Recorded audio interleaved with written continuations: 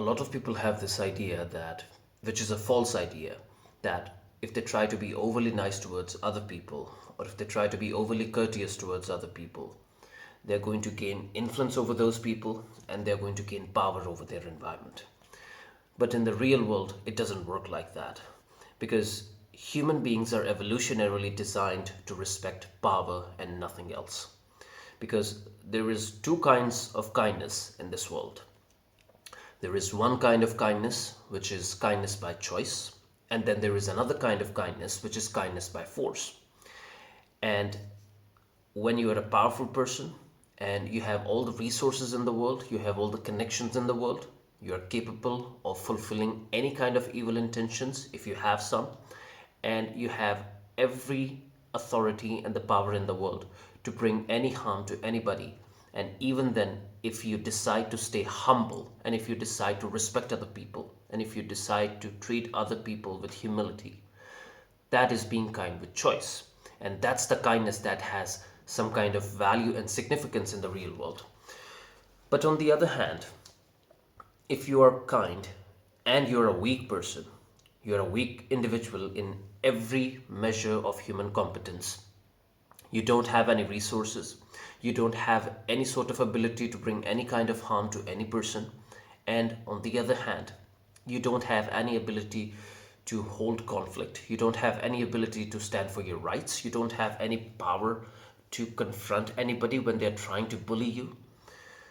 What's going to happen is that you're going to be perceived as a person who is not able or capable of any sort of violence.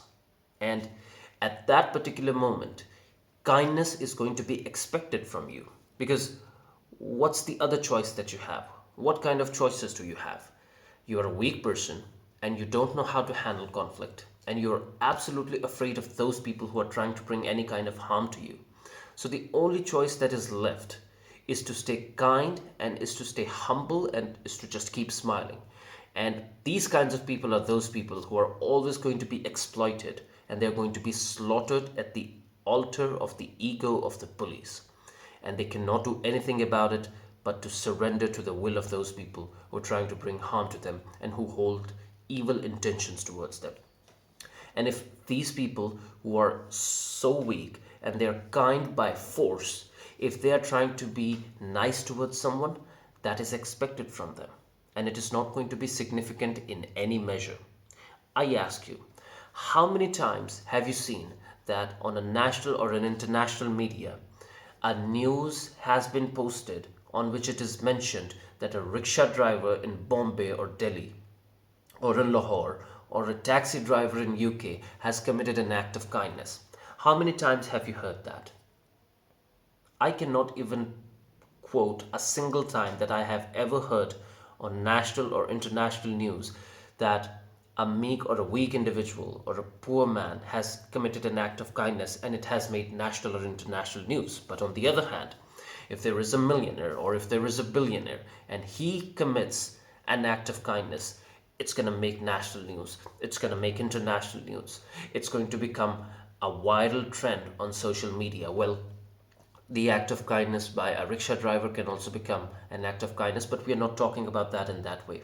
I think that you're able to understand the institutions of power and the institutions of influence are only going to take note of those acts who are bigger in magnitude and who are bigger in volume, which means that their impact is going to be so massive that it is going to affect a huge proportion of population.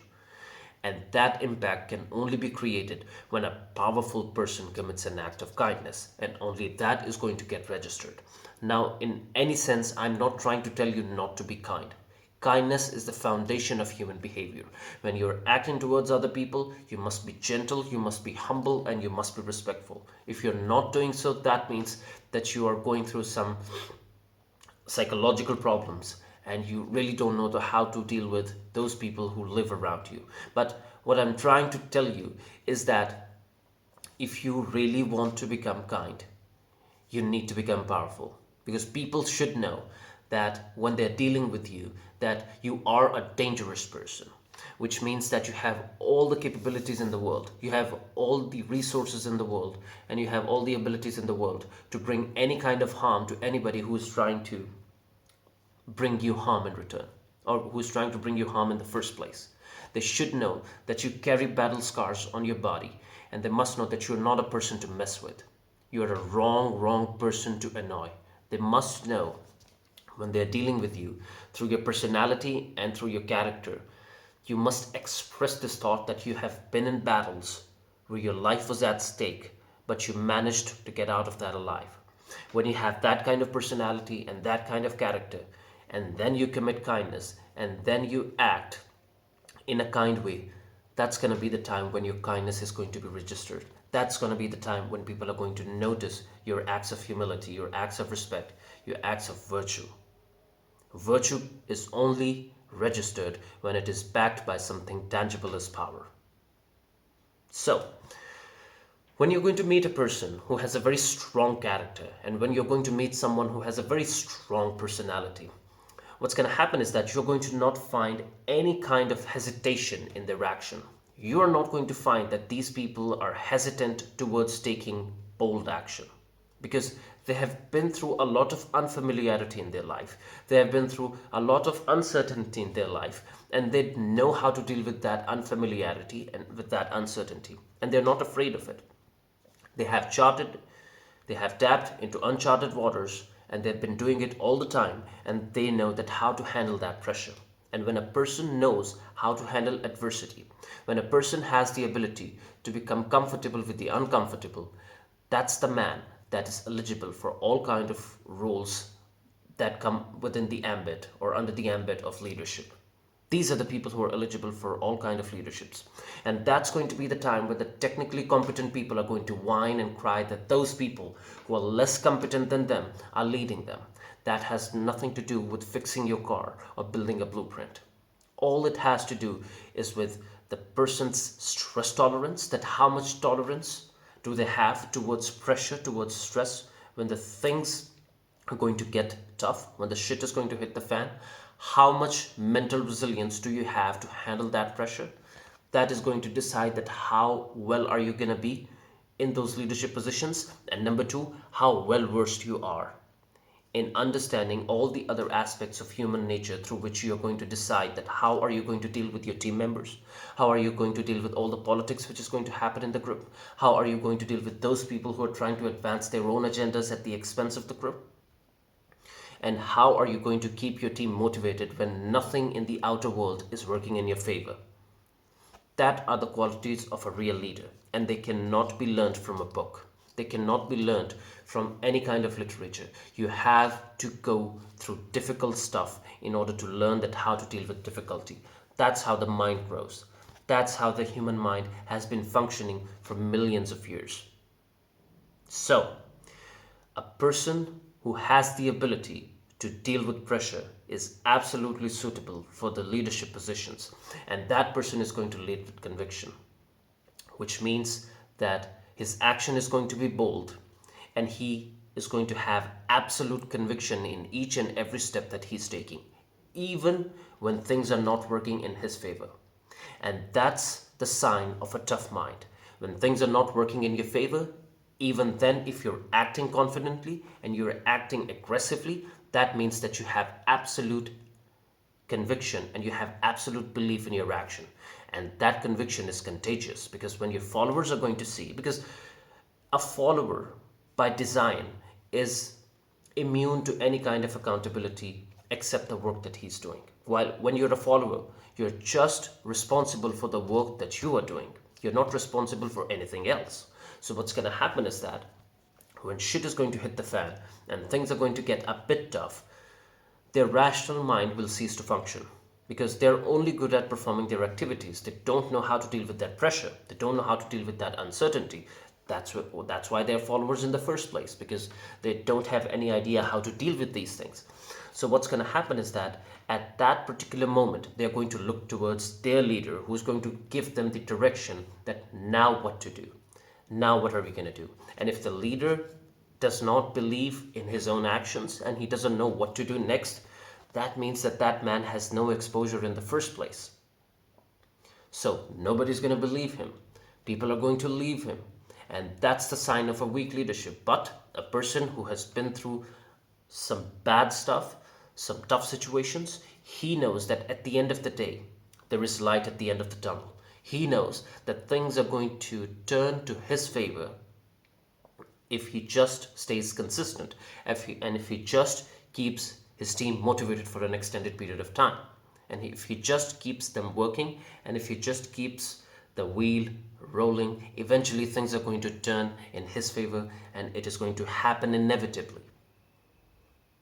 It's a long term game, and he has committed to it for the long term because he knows that nothing significant can be achieved in 90 days. So he's willing to get all that pressure. His team believes in him. He's acting with firm conviction. Now, what's going to happen is that a day is going to come that they're going to make it happen. And the moment they make it happen, now the team becomes happy. Now the team is refreshed. Now they want to live their life all over again. Now the rational mind is functioning again. And now they want to tone down. Now they want to scale down their ambition. Now they want to rest for a while. Now they want you to now they want to tell you that we must slow down a bit. Now at that particular moment, if you slow down, you're going to lose all of your momentum. You're going to lose all of your ability, all of that hunger, all of that aggression that you have created through all that period while you were living in that darkness. And that's the time when a successful leader diverts his attention from the dragon that he has just slayed with the help of his team towards something more significant, and he's looking at a bigger dragon who is holding a bigger treasure than the one that they have just conquered. And now his focus is on that dragon, and he wants to kill it because the results are going to be so monumental that he's so excited that he's not able to sleep.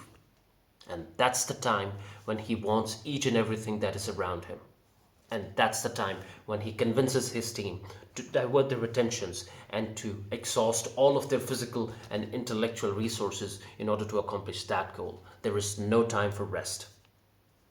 A good leader knows that if he wants to keep his team motivated, if he wants to keep his team sharp, and if he don't want his team to lose their skills over an extended period of time, he will have to keep them working. Now, that kind of mindset is not sustainable for everyone, and that's why you will see that a lot of people will just keep coming and leaving your team because everybody is not willing to get that kind of pressure. They're going to tell you that you must slow down a bit, that this pace is not sustainable, that you have achieved a lot. Why are you so greedy?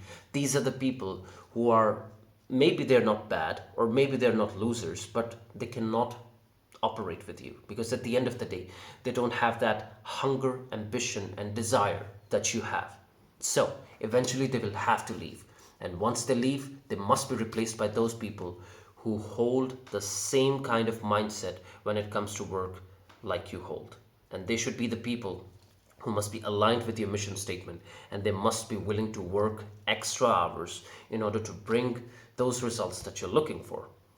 And once you have that, what's going to happen is that you're going to have a team of those people who are not going to leave you because they are willing to work as hard as you or harder than you. But at the end of the day, leader is going to be the example.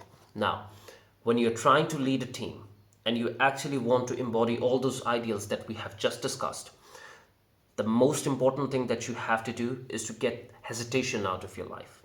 Whenever you're going to act, act with absolute firm conviction. And that's only going to happen if you're absolutely clear on the outcome that you're trying to achieve. And you must be able to communicate that outcome to your team in such a way that they must be absolutely sure on what you expect them to achieve. And that's where the storytelling kicks in, because storytelling has been a skill which separates us from the rest of the animal kingdom. The thing which makes us special is our ability to tell compelling stories through which we can communicate our mission to a huge proportion of human population, and we can actually convince them to exhaust their physical and intellectual capabilities in order to accomplish a goal which is going to require a collective effort. And that has become the main reason behind all the intellectual, scientific, and physical advancements that we have made as a human species. So, Clarity is very important. You must be clear on what you want, and your team must be clear what are you expecting from them. And once you know that, instead of finding fancy and flashy stuff to work on, what you should do is that you must know what are the fundamentals, and then you should work on those fundamentals as hardly as you can. And when you work on those fundamentals as hard as you can, what's going to happen is that you're going to be absolutely great at the execution. You're going to become world class and so smooth at that execution that any kind of hesitation is going to just it is going to be eradicated from your personality. It is going to be eradicated from your character and from the character of your group. And your organization is going to become smooth. And once the functioning is smooth, then the accomplishment of that goal is just a matter of time. And once that hesitation is gone, what's going to happen is that your team is going to believe in your vision. Your team is going to crawl through that tunnel because they know that you have said that there is light at the end of the tunnel, and they believe in you because you have been serving as a shining example of a true leader. You're coming before everyone and you're leaving after everyone else has gone. You are working harder than your followers. You're working on those things which are supposed to be worked on. Your discipline is unwavering. You're not compromising on the execution, and you're not prioritizing anything over your work. And you, first and foremost, you are thinking about your people who are following you. You're thinking about those people who believe in you, who believe in your vision, and who are trying to do everything to make it a reality. That's when your followers or those people who are in your team, they start following you and they start believing in you. And once you have created that kind of a belief, then you create a very, very loyal follower base, which is not going to leave you in any kind of circumstances. And that's what the essence of leadership is all about. You must become the example before you expect anything from your leaders, before you expect anything from your followers. And that's the only way to become an effective leader and to achieve those things which can be perceived as impossible without you.